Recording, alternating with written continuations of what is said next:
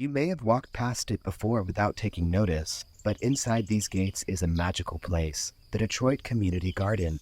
I caught up with my fellow Green Thumb gardeners who have brought this vibrant community garden to life. We explored the joys and challenges of gardening and imagined what the future holds for this beloved community space.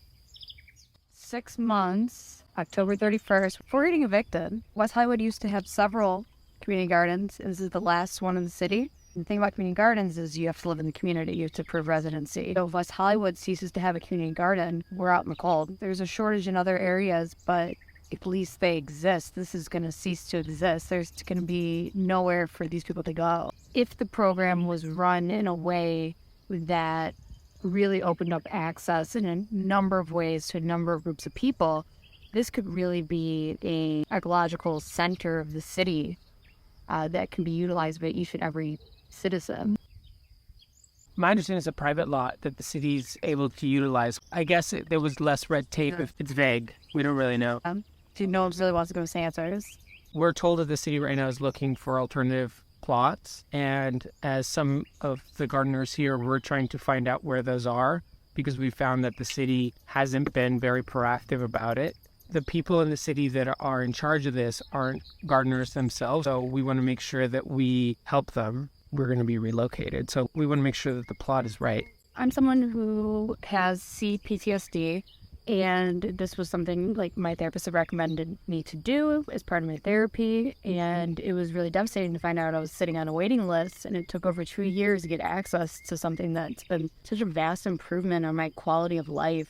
I've gotten out of the house more in the last 3 weeks since getting my plot than I have been in the last 3 years. I've had more conversations. I've used my brain more. I take more pride in my community. I want to meet more people. It's a huge motivator through my day. It's giving me a real sense of purpose, and it's something I can nurture.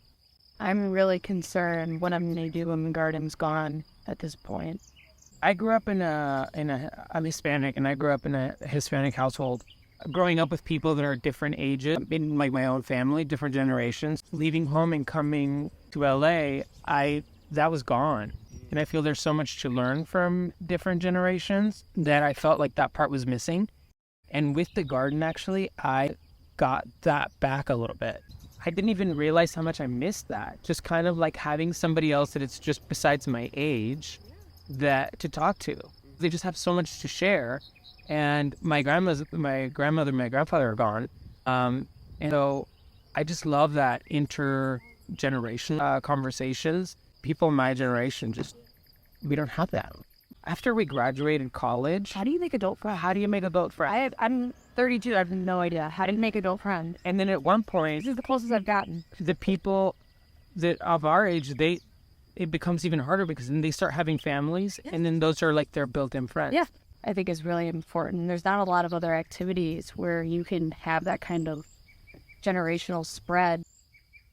For your generation, for younger generation, everything is computerized. Electronics, computers, phones, whatever. Me, I was lucky. I grew up with my grandma. I grew up like on the land. She had everything. Zero money was spent on buying fruits, vegetables, whatever you need. Everything was there, plus animals. First people connecting.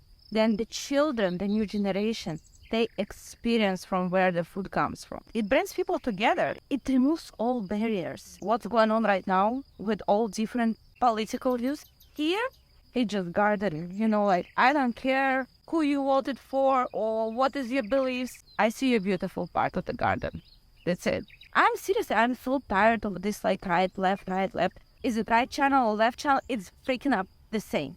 Frank and I got into it yesterday about politics, and it's like, but we can coexist in the garden. Yeah.